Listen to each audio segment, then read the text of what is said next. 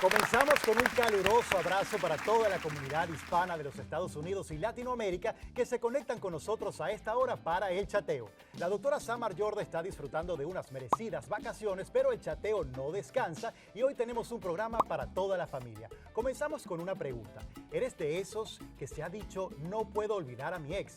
Hoy vamos a conversar cómo sacar de tu vida y de tu mente una relación del pasado.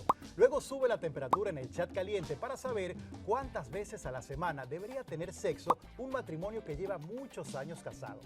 Y en la última parte, atención padres, madres e hijos, porque les diremos cómo hablar sin tabúes sobre sexo y en familia. Esto es el chateo y comienza ya con este clip.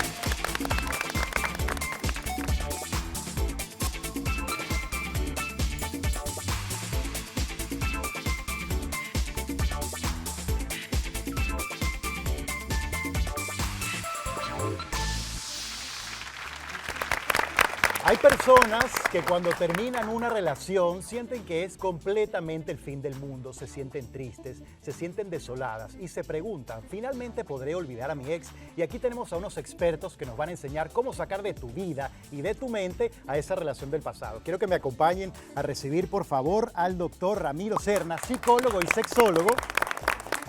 Tenemos también a Isabel Restrepo, periodista y motivadora.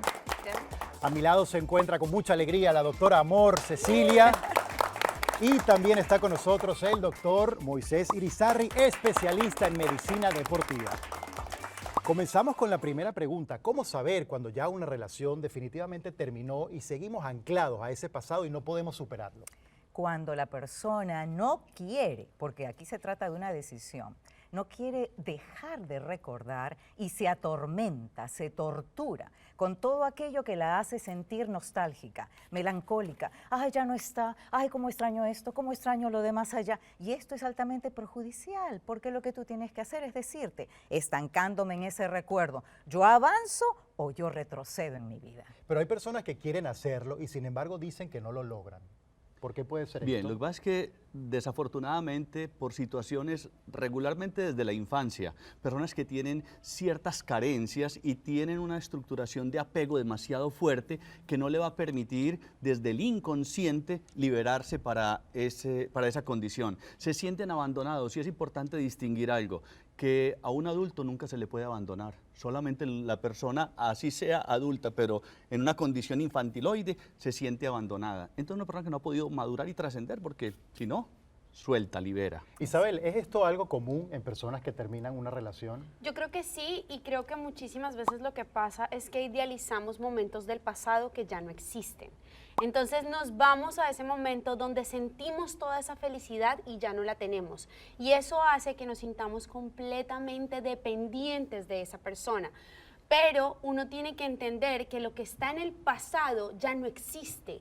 Ese momento ya desapareció. Entonces es imposible que tú puedas volver a vivirlo. Tienes que dar un paso hacia adelante para crear nuevas situaciones que te produzcan esa felicidad que tenías. Eso quiere decir entonces que hay una gran diferencia entre olvidar y superar. Sí, claramente. Olvidar es bien difícil, te voy a decir. Olvidar, son experiencias que son parte de nosotros y nosotros debemos mirarla como esta experiencia me ayudó a ser quien yo soy hoy.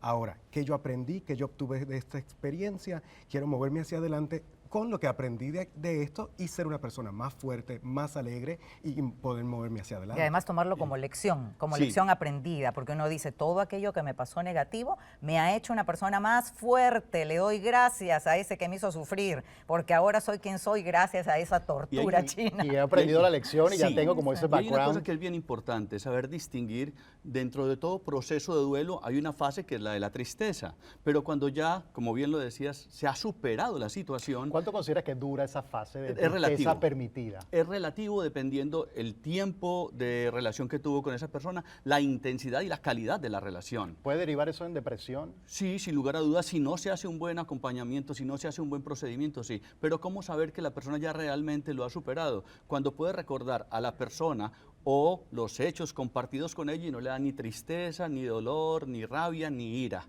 Entonces Así quiere es. decir que ya la persona está en paz consigo mismo y puede mirar tranquilamente a los ojos a esa otra persona o los recuerdos y fluir amorosamente y de pronto abrirse a una nueva posibilidad. Eso es algo que les quería preguntar. Hay factores quizás que evitan que uno se recupere más rápido, ¿no? El ir a lugares que asistías con esa otra persona o de Ay, repente tener sí, algún sí, recuerdo en sí. casa, Y- quizás y personas mirar o el amigos en Facebook. común. Ah, Ay, claro. que eso lo hacen todos, pero ¿para qué lo hacen, por favor? ¿Es Si no nocivo quieren eso? sufrir, ella está ahí, ay, a ver, su Facebook, a ver con quién está saliendo, o él, ay, mírale esos hombres que se le acercan, y entonces están todo el tiempo torturándose porque quieren saber si esa persona ya está enamorada de otro u otra, y eso es negativo. Era más fácil altamente entonces negativo. cuando no había redes sociales. Sí, y yo creo que hay otro espacio que a mí me ha funcionado y es fortalecerse mirando la grandeza que hay dentro de ti. Porque muchas veces dependemos mucho de esa relación y no nos damos cuenta que estamos perdiendo esa grandeza. Cuando tú eres feliz contigo mismo, es más fácil que sueltes cualquier tipo de relación. Claro. Entonces yo creo que ese es un consejo, a mí me ha funcionado y creo que le puede funcionar a cualquier persona. Doctor, te hago una pregunta. Por ejemplo, tú que trabajas en una clínica con muchas personas, si hay dos personas que estaban vinculadas sentimentalmente y de repente rompen esa relación, ¿se hace cómodo en un ambiente laboral estar con un ex? Te voy a decir, muchas veces no, muchas veces es difícil, sobre todo si las personas han estado todo el tiempo juntas, llegaron a trabajar juntas, se fueron del trabajo juntas. Yo he tenido empleados que han estado juntos en una relación y yo les recomiendo, vengan en carros separados, no almuercen juntos, almuercen con sus amistades. Tú llegas a la casa, tú ve al gimnasio para crear una vida plena y saludable tuya, para tú poder tener una vida plena y saludable en una relación. Así es. ¿Hay riesgos de recaer, de volver a buscar a esa persona? Quizás te sientes solo, te sientes un poco si no se desamparado. ha hecho una buena elaboración del duelo, y es importante destacar que la elaboración del duelo es un proceso interno, subjetivo y muy profundo, que puede ayudarse con terapia para que efectivamente se adelante el proceso, pero es importante, por ejemplo, trabajar de manera integral con la persona. ¿A qué me refiero con esto? Por ejemplo, yo a mis pacientes les recomiendo que escriban 3 cartas, una carta con todo lo positivo de la persona, una carta con todo lo negativo y una carta de despedida. Generalmente la carta de lo positivo y la de despedida yo le digo que la queme y luego que se conserve con la carta de lo negativo, porque generalmente cuando estamos en una elaboración de un duelo tenemos una amnesia selectiva, se nos olvida todo lo malo y nos acordamos de lo sí. positivo. Ay, como hicimos el amor de rico en la sí, cocina, sí, ay, tal cosa. sí. Pero cuando realmente nosotros nos damos la oportunidad de hacer una buena elaboración de duelo, y otro elemento muy importante, poder llevar ese duelo a la elaboración desde lo corporal. ¿A qué me refiero a esto? Con algunas actividades que involucran el cuerpo, danzar, terapia de grupo, donde elaboras emocionalmente y corporalmente. Terapia porque de el la Pero, risa. pero ¿qué pasa con eso Está buena de la terapia de la la risa. gente habla mucho, déjame recordarme solo siempre de lo bueno y no de lo malo? Tú nos estás invitando un poco a acordarnos de lo malo para despegarnos. Sobre todo en la primera parte de la elaboración del duelo es muy importante porque, como les digo, tenemos una amnesia selectiva y estamos recordando generalmente lo positivo y eso nos ancla más para poder resolver el duelo. Claro, pero Y peor. evidentemente es una situación difícil. Yo les quiero preguntar si se hace tan difícil por la costumbre o porque el ser humano se resiste a los cambios.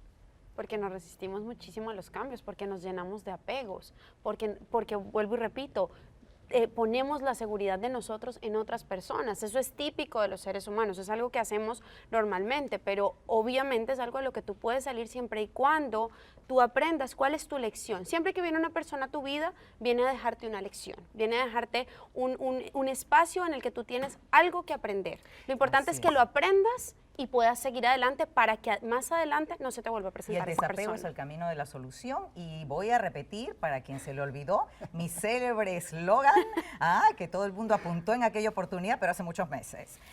Te perdono, me libero, te bendigo y te dejo ir. Eso es un bellísimo mensaje. Me hablaba de gente que deja algo bueno, pero yo quiero hablar en la próxima parte de una pareja que ahora son ex y dejan un hijo. Eso es en la próxima parte cuando sigamos chateando en este programa que está candente y se llama El Chateo. Ya venimos.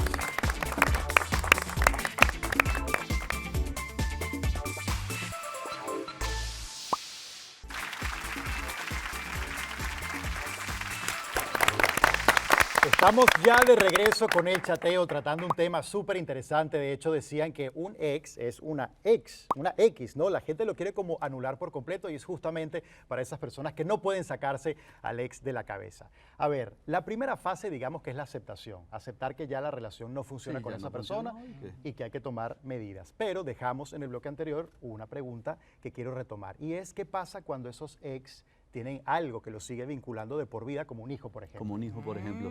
Bueno, de todas formas, yo pienso que al haber la separación de la pareja, sí, uno no se separa de los hijos, y mucho menos a nivel energético y emocional.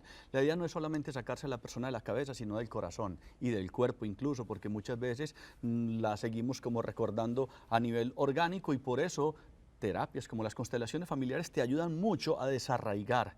Y la palabra es bastante contundente porque te saca de raíz esa conexión que tenías con esa persona para poder entonces avanzar más en libertad. Pero siempre es muy importante hacer varias claridades, que así una persona de las dos haya hecho algunas cosas de pronto que podamos considerar inapropiadas, no es una cuestión de buenos y malos, es simple y llanamente un asunto en el que ya no podemos compartir más, entonces vamos cada uno a avanzar por nuestro camino, y así no tengo que darle una mala imagen a la persona, al hijo, sobre lo que fue la persona con la que yo viví tanto tiempo y compartimos hasta tener un hijo. Claro, Entonces, tomando ese tema de agarrar cada quien su propio camino, ¿no? ¿Cuándo consideran que es el tiempo saludable o apropiado para empezar a salir con otras personas? ¿Tú qué crees? ¿Tú qué crees? Di tú primero. Te voy a decir, yo tengo una capacidad de regeneración increíble. Ah, mira. Y yo digo, Por cuando- aquello de la medicina. Eso también. Pero cuando yo se rompo con una persona, yo rompo con una persona luego de haber intentado hasta lo último. Ujú. Y cuando rompo con una persona, yo me digo a mí mismo, me voy a deprimir por 24 horas solamente. Y el día después yo voy a buscar todo lo positivo y voy a decir que yo tengo, voy a dejar eso a un lado y voy a comenzar a salir y voy a comenzar a conocer gente, porque uno conoce gente todo el tiempo. Tú no Claro, debes pero de eso privarse de lo eso. dices, digamos, de la boca para afuera. Pero realmente funciona así, ese duelo dura 24 horas, o la cabeza dice una cosa y el corazón dice Te otra. voy a decir, para mí sí, porque yo ya tuve ese duelo durante todo el tiempo que estuve sufriendo para tratar de arreglar el problema. Exacto, o ya, sea, ya, es ya, que claro. el duelo empieza como un no solamente en preámbulo el de momento ese en que duelo. hubo la separación, sino muchas veces dentro de esos intentos por rescatar la relación, y cada vez la persona se va convenciendo de que definitivamente puede esto más. no va a funcionar, entonces ya va haciendo ese desarraigo, y obviamente que entonces el duelo va a ser mucho más potable, más transitable, en la medida en que ya has venido tomando conciencia de que no va a funcionar, y entonces en ese orden de ideas puedes apuntar a empezar a caminar nuevos senderos, porque muchas veces el problema no es el de la persona que se siente sola, sino que sintiéndose sola se siente desolada. Mira, pero me gustó mucho esa frase, Isabel, y te quiero preguntar, cuando hay alguien que empieza a caminar por otro sendero, entiéndase salir con otra persona, pero todavía te acuerdas de ese ex, o sigues pensando en ese ex, tampoco es saludable. No, claro que no. Ay, Imagínate. por eso aquello de sería un clavo saca totalmente otro clavo. contraproducente. No, pero es que- Pero pasa, ¿no? Hay un asunto, sí, no, y eso es bien importante esto. Un clavo tal vez no saca otro clavo, pero de pronto un martillo o una pinza sí saca ese clavo. O sea, una persona con un nivel más elevado que de pronto ya... y entonces si Un uno clavo llega más con grande, honestidad en esa quizás. persona y le dice, mira, ¿sabes qué? Estoy terminando una relación o terminé una relación y quiero darme la oportunidad, y ser conscientes y consecuentes. Y muchas veces cuando las personas hacen un acompañamiento integral, se leen unos buenos libros, asisten a terapia, entonces obviamente que eso le da una más buena solidez, una buena base a esa nueva relación que se está estructurando. tenemos Y es dos que- posturas. Exacto, y yo no creo que hay una diferencia muy grande entre una persona que deja una relación habiendo hecho un trabajo interno, como dice él, de terapia, de libro, de crecimiento personal. No es lo mismo tener todas esas herramientas disponibles que le van a decir a tu mente qué hacer, que ahí ya tú puedes aplicarlas, que una persona que jamás haya trabajado nada de eso. Claro. Es Entonces, el duelo obviamente va a ser completamente diferente. Una persona evolucionada es una persona que va a decir, bueno, hasta aquí, que aprendí, y va a ir hacia adelante, y va a recordar a esa persona, como ella dice, desde el perdón, desde el agradecimiento, desde esa luz que esa persona en algún momento te puso en tu vida. Así es, y dependiendo de cada caso, entonces tenemos dos posturas. Aquellos que postulan que hay que sanar primero antes de ingresar a una nueva relación, y que tienen razón. Que es Y ideal. también tienen razón aquellos que dicen que el clavo saca otro clavo. ¿Por qué? Porque uno se reanima cuando se da cuenta, y no que la autoestima está toda aplastada, sino que uno se reanima Pisoteado, claro. cuando se da cuenta que puede ser admirada nuevamente por otras personas, cultivar relaciones amistosas y terminar en una nueva relación, pero no de un momento a otro inmediatamente, porque hay que, como decía Ramiro, decirle a esa persona nueva que llega a tu vida, mira, estoy saliendo de una relación y si tú quieres salir conmigo, todavía no estoy totalmente curada de lo Claro, es anterior, algo pero maduro, espero, conversarlo, ¿no? exacto, espero Claro. recuperarme. Y es importante salir con una persona, no para que esa persona te ayude a olvidar a la otra persona, sino porque tú quieres vivencias que te Nuevas. claro, vas a trascender y eso es lo que te va a ayudar a olvidar el pasado. o a Sí, hay dejarlo una en cosa paz. muy importante que yo siempre recomiendo en los momentos de ruptura. Así como cuando tú siembras una semilla en la tierra, primero se fundan las raíces antes de salir el tallo. De igual manera, yo pienso que el aspecto social, y más hoy con las redes sociales, hay que ser prudente en ese sentido. Porque una ruptura, una relación de pareja, no es como si ya hoy se cortó y listo, no. Siempre es como en esas películas en que un puente colgante se está cortando, hay van rastros, fibras, van quedan fibras. rastros. Y entonces en la medida en que tú vas haciendo ese proceso, y si obviamente con esa persona que estás conversando van dando una buena base y te das cuenta que en algunos aspectos, porque yo no pienso que nadie haya mejor que nadie, sino simplemente distintos, y en ese orden de ideas entonces podemos desde ahí fundar una muy buena relación. Ya una vez que la relación se termina y que la persona lo acepta, como estuvimos comentando, desde el perdón, desde el agradecimiento, hay gente que se refugia quizás en el trabajo y se vuelve como workaholic, o gente que consigue como un nuevo enfoque. ¿Es eso también saludable? ¿Es una vía de escape? Si es una negación precisamente porque quedó con unas heridas muy fuertes, entonces hablaríamos de que no es saludable. Ahora, si la persona siendo consciente, tiene un buen acompañamiento y dice, bueno, me quiero dar este chancecito de reforzar estos aspectos, fortalecerme en la parte financiera, en fin, está bien, pero que evalúe muy bien si no es una negación lo que está haciendo con ello. Llamarse a sí misma, que es lo principal, que cada quien se pregunte, esta etapa que me voy a dar de descanso, este break que voy a tomar entre una relación y otra, no será lo más aconsejable, ya que si vengo cambiando de pareja como quien cambia de vestido o de camisa, hay algo malo en mí, yo tengo algún problema. Entonces yo tengo que sanar primero y decir, ok, ¿quién soy? ¿Qué estoy ofreciendo a ese potencial candidato o candidata, ¿no? Dependiendo del género? Entonces, si yo soy la persona ideal, si yo soy la persona correcta, aparecerá la persona correcta. A mí me gusta pero mucho si no la palabra- aparece, porque Exacto. yo no lo soy todavía. Claro, a mí me gusta mucho esa frase de sanarse a uno mismo, pero si pudiéramos dar una breve receta, yo sé que no es tan fácil como mezclar ingredientes, pero ¿qué pudiéramos hacer para que una persona que esté pasando por esta situación realmente sienta que está haciendo algo concreto para sanarse a sí mismo? Sí, yo pienso que si hace un abordaje integral, lecturas de libros, hay películas que te van a ayudar, hacer viajes para sí mismo, me explico, donde te das la oportunidad de tener un crecimiento personal, espiritual, o sea, romper ciertas fronteras de su zona de comodidad, entonces en ese orden de ideas la persona va a crecer como persona y en virtud de eso va a estar, digámoslo así, en un nivel más claro, más centrado en sí mismo para una nueva relación. Yo creo que el dolor hace que uno cambie de manera abrupta.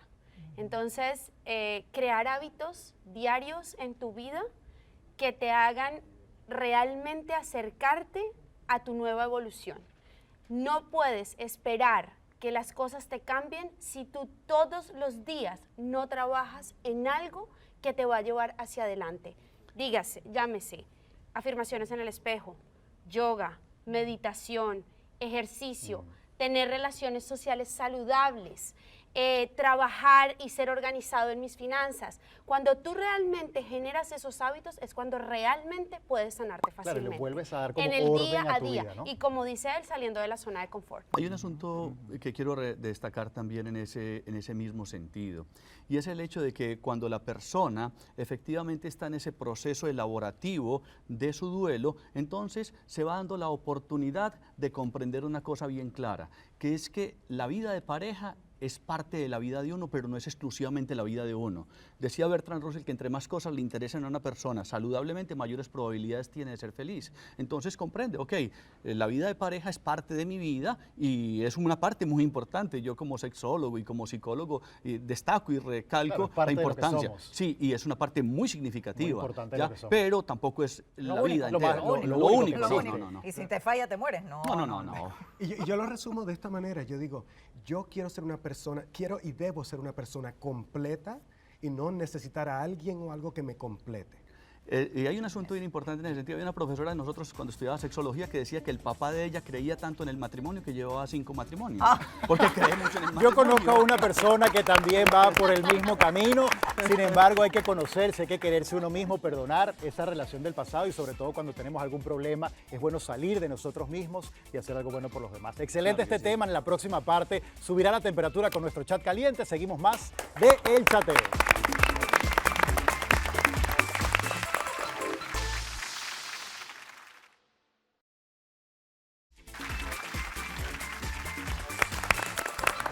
Y seguimos con más del programa que te conecta y por supuesto siempre da respuestas a tus preguntas, El Chateo. Y en esta parte hemos recibido algunas preguntas de nuestra audiencia para el chat caliente y la primera dice así: ¿qué tipo de lubricación se debe usar cuando se pierde la virginidad siendo ya adulta? Rápido. Bueno, sí, hay varias cosas en ese sentido y es importante entender que cada ser humano puede reaccionar de manera diferente. Entonces, hay veces bueno tener la prescripción médica, por decirlo de alguna manera, un buen ginecólogo, bien. Pero en términos generales, en el mercado se consiguen muy buenos lubricantes que no producen alergia y que entonces van a contribuir. Se llaman Pero, lubricantes vaginales. claro que sí. Hay que decirle a la gente íntimos. porque vayan a Sí, van a ir buscar comprar el otro tipo carro. de lubricantes. Claro, hay que Perfecto, ser excelente. específico. Sí, sí, y se consigue generalmente en las tiendas de juguetes sexuales o en farmacias. En farmacias. En fin, entonces, pero es bien importante tener en cuenta también que muchas veces la resistencia psicológica desde el inconsciente es lo que le impide a la persona naturalmente lubricar. Y si se hace un buen trabajo integral y tiene un buen iniciador sexual, ¿qué es un buen iniciador sexual? Un hombre que la acompaña, que le va ayudando. Si estamos hablando de la mujer que va a tener esa dificultad, entonces obviamente que va a facilitar el Y proceso que le dé mucho tiempo al preámbulo Claro, pero para que definitivamente ella pueda ya estar no es algo que excitada. está relacionado a la edad.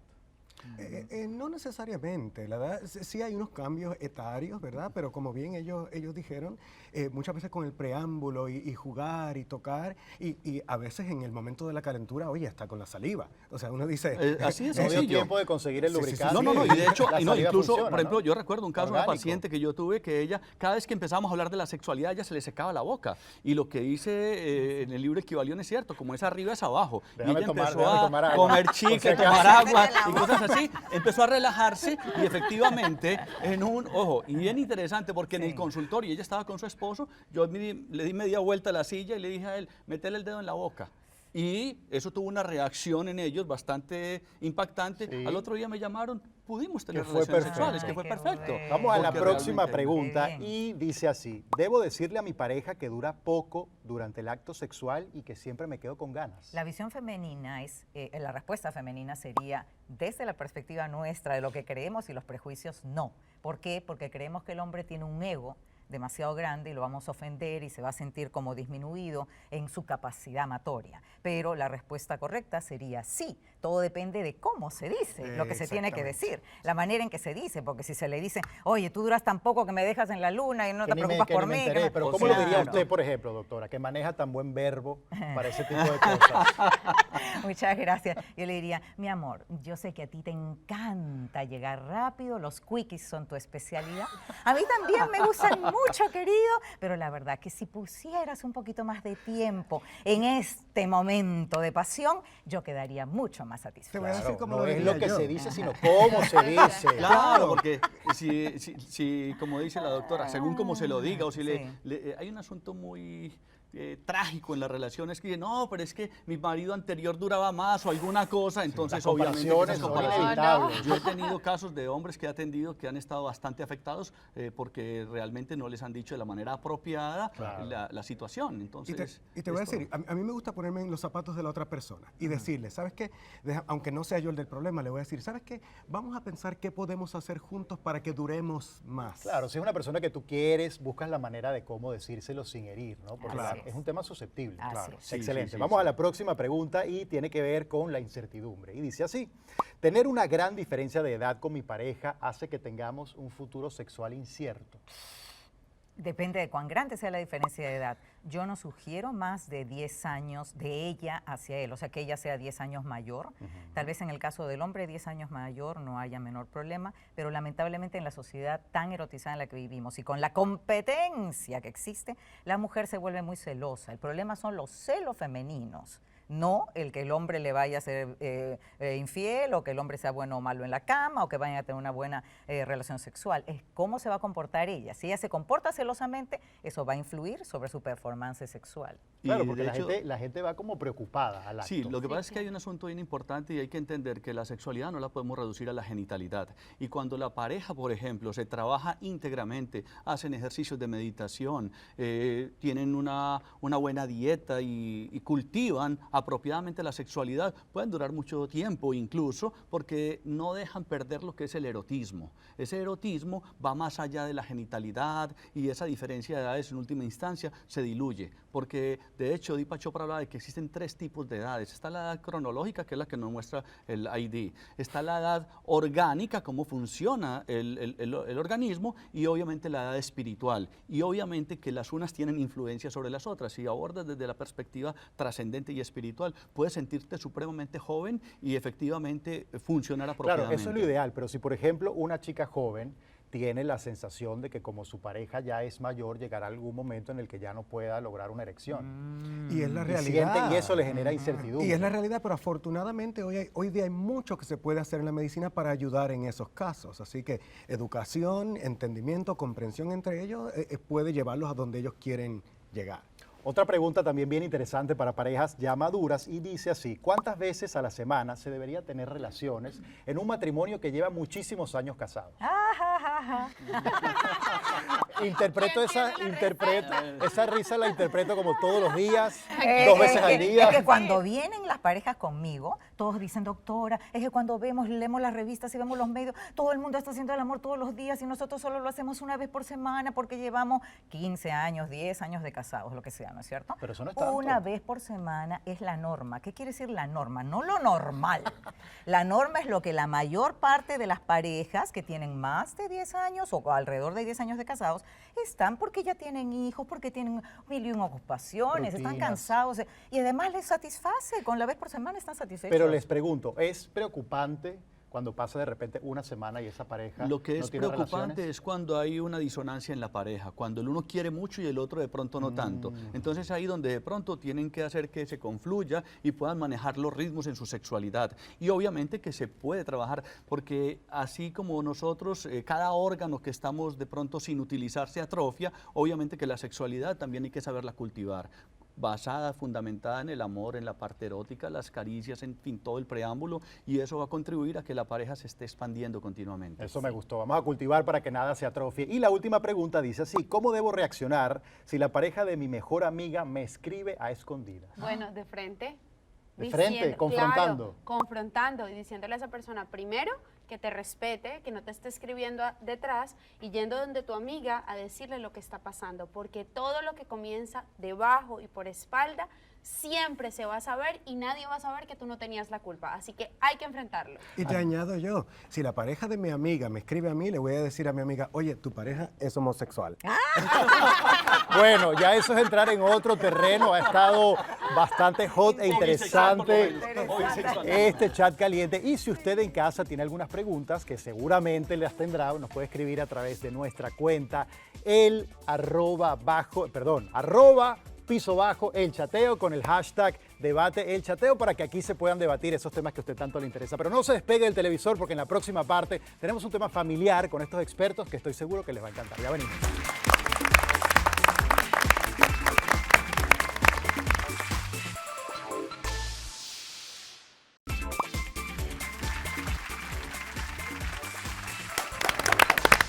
Seguimos con el chateo y a veces puede ser un poco difícil hablar de sexo, aunque nuestros expertos se sienten bastante cómodos con el tema, pero sobre todo cuando es momento de hablarlo con los hijos. Y quiero que en esta parte tratemos el punto de eliminar los tabúes al momento de hablar de sexo con los hijos. ¿A qué edad se debería comenzar a tener con los chiquitos de la casa este tema? Yo Mire. sé que Ramiro y yo vamos aquí a tener una pequeña confrontación.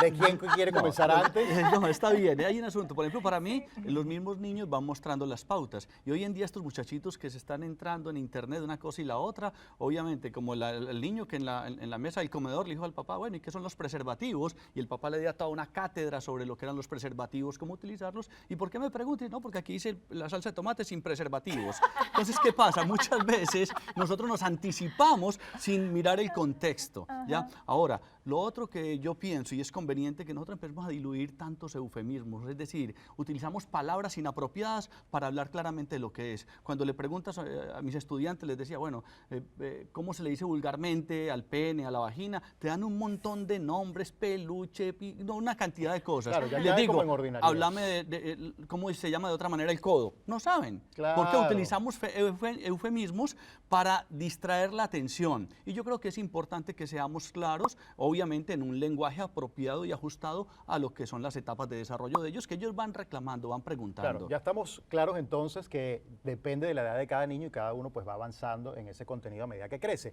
Pero por ejemplo, y sin entrar en machismo o en feminismo, ¿debe la madre hablar con la hija sobre sexo y el padre con el hijo o indistintamente no importa quién converse sobre el tema?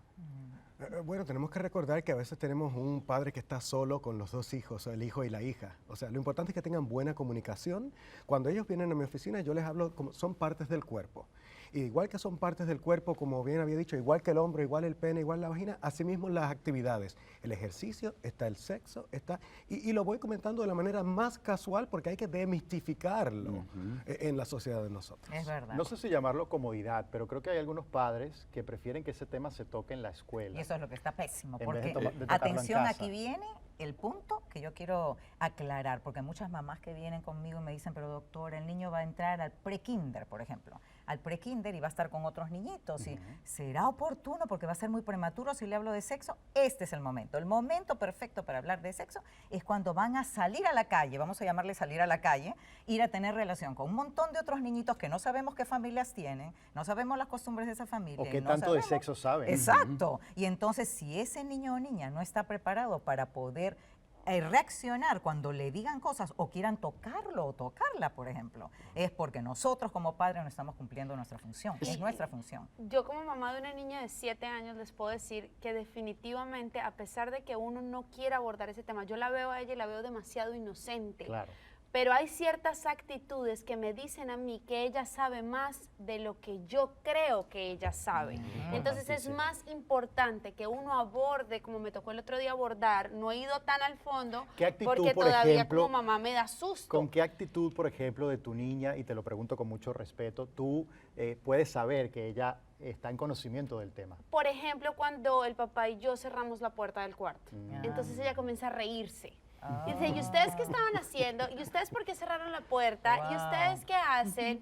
O cuando yo me voy a bañar y mi papá va a ir contigo o no va a ir contigo. Entonces ahí yo estoy viendo que esa chiquita sabe un poquito más de lo que yo creo que ella Claro, sabe. claro. Y muchas veces nos da miedo afrontarlo por lo mismo, porque veo esa inocencia en su cara y digo, de verdad tengo que afrontar este tema con ella, pero definitivamente lo tengo que hacer, Pero porque ya si le no ella va a hablaste, recibir ya le mala hablaste, información. En le estos hablaste. temas pareciera que los chiquitos pues tienen a veces como más Sí, confianza no, que de los hecho mismos muchas padres, veces yo ¿no? No lo les planteo. importa.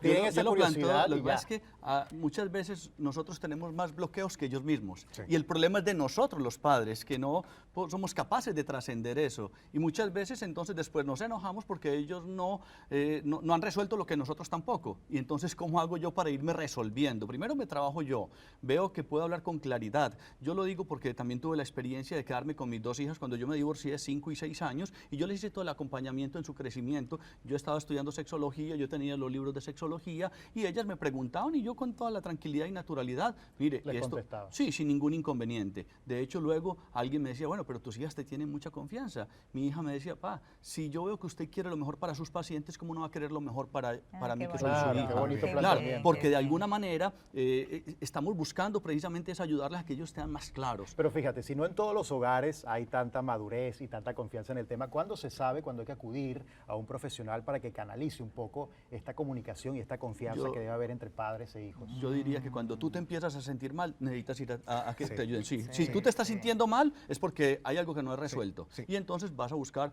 un profesional con ética, con altura, que sea una persona bien preparada y que te pueda orientar con todos los argumentos teóricos, vivenciales, para que tú puedas trascender esa dificultad. En efecto, yo tuve una conversación así con una paciente que me dijo, yo no me siento suficientemente cómoda porque no sé lo suficiente.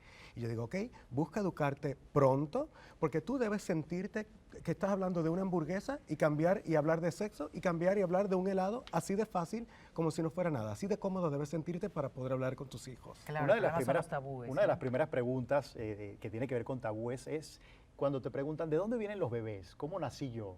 ¿Cómo se lo explicas a un niño de 5, a un niño de 8 o a un niño de 10? ¿La versión cambia o hay que utilizar siempre desde el principio la versión original y real? 10 es demasiado tarde, o sea, tiene que ser el de 5. El de Sí, 10 sí, ya claro. Y explicarle de eso. hecho, hay un Ok. video que es Bueno, clásico. quizás hay gente que dice, no, la cigüeña, que siguen No, pensando no, como en la no. cigüeña Hay un durante video muchos años. clásico, se consigue fácilmente en YouTube, y que se llama ¿De dónde venimos? Y es en caricaturas para que los niños entiendan realmente cuál es ese proceso, y lo hacen de una manera muy amorosa, muy respetuosa y muy digna. Entonces, en ese sentido, no hay ningún inconveniente desde cualquier edad. Ellos empiezan a preguntar y desde ahí le vas dando la información. Así Siguen es. preguntando todavía cuando se bañan con los padres, ¿y eso qué es? ¿Y eso por qué es así? ¿Y eso por qué está así? Ujú. Sí, claro, ellos preguntan y lo importante es responder, así como mira, muéstrame los dedos de tu mano, son distintos a los míos y cada parte del cuerpo es distinta, la mano mía es más grande, todo mi cuerpo es más grande, en fin, no tiene que sentir angustia porque hay veces ellos empiezan desde el parámetro comparativo.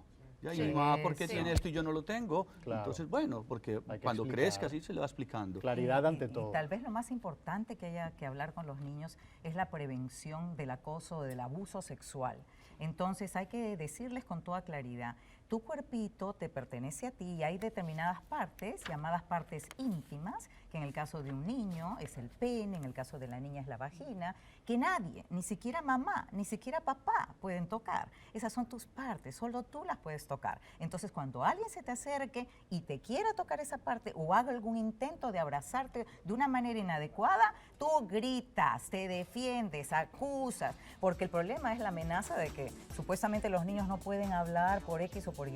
No, hay que quitarles esa idea de la Esa cabeza idea. para Claro. decirle que Sí. acudan a buscar ayuda. Y me ha gustado mucho, doctora, que haya hecho referencia a este tema, porque justamente en la próxima parte quiero conversar sobre cómo se trata el tema de los anticonceptivos con los jóvenes. Pero eso es en el próximo bloque, porque seguimos con más de El Chateo y estos temas que están interesantísimos. Ya venimos.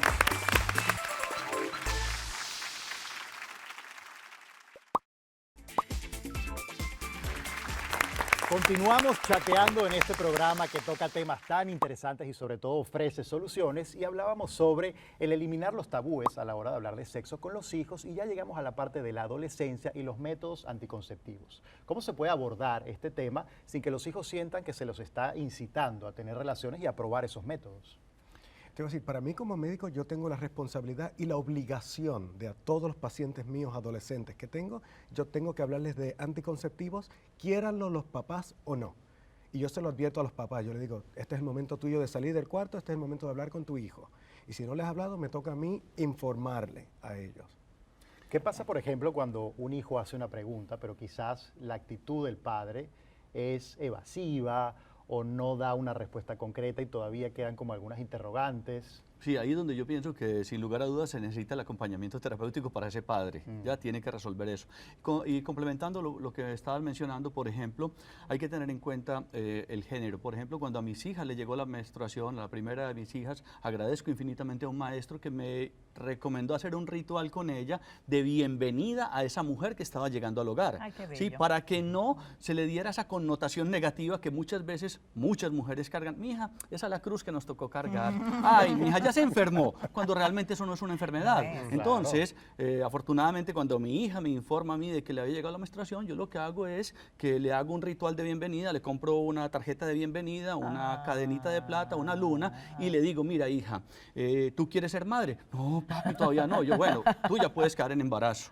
O sea que es importante que te cuides, una cosa y la otra. Entonces, lo que es la menarquia, la primera menstruación de las niñas, ya es un momento muy oportuno para hablar con ellas con respecto a lo que es el cuidado cuidado en su sexualidad y con su higiene también, obviamente. ¿Les ha tocado, por ejemplo, padres que ya desde temprana edad le dan un preservativo a sus hijos o le dan una caja de pastillas anticonceptivas a las hijas? Alguien que ya, digamos, les da el Pero plato servido. Yo creo ¿sí? que hay algo más atrás de las pastillas y es educar a nuestros hijos de la responsabilidad que lleva consigo El acto establecer sexual. relaciones sexuales. Así es. Y yo Eso diría es yo incluso, creo que lo más importante y donde hay que concientizar a los jóvenes y a los niños.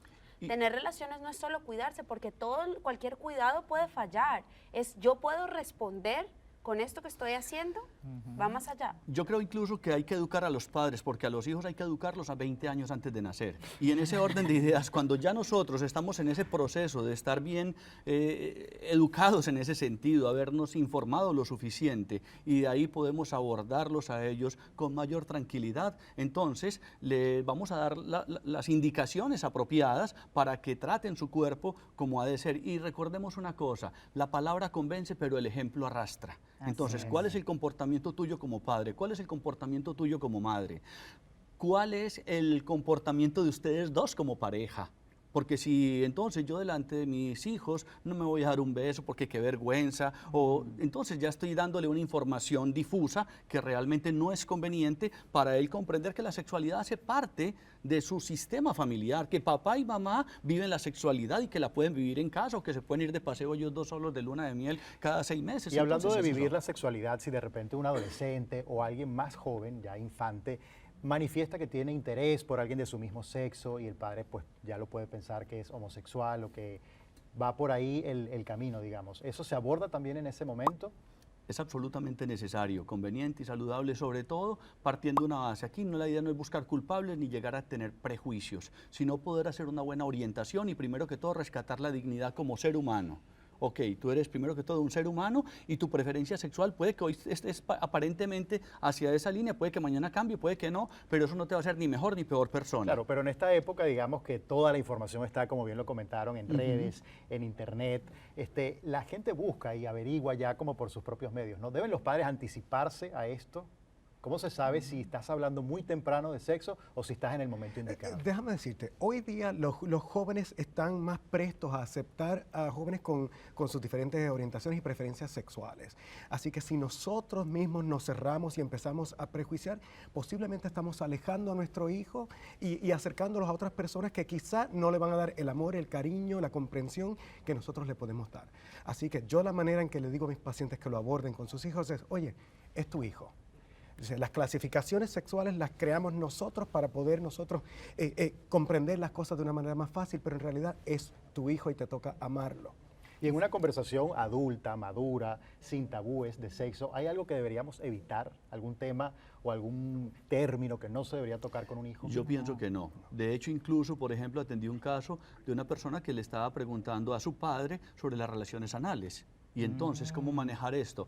Hay que hablar de la parte higiénica, de una cantidad de asuntos que tienen que ser con los tabúes. En virtud de eso, yo pienso que mientras todo tema sea abordado con respeto, con claridad, con serenidad, entonces va a proveerle a ese hijo una información y un abanico de posibilidades que le va a servir para él poder hacer sus juicios, sus reflexiones y sacar sus propias conclusiones. Incluso podemos plantearle nuestro punto de vista, que no necesariamente es el correcto o es el absoluto, ¿ya? Porque pueden cambiar. Y cuidado con los chistes rojos, porque los papás, los varones generalmente, no hacen tanto chiste rojo, que son los chistes de sexo, Sí. delante de sus hijos, Como ¿no? muy explícitos Sí, que son a muy veces. explícitos, y entonces los niños comienzan a tener una visión distorsionada del sexo. Entonces, como decía Isabel, que quiero retomar su punto, yo particularmente le hablaría a los chicos de esta manera, pensando en los que están en la pubertad más o menos, ¿no?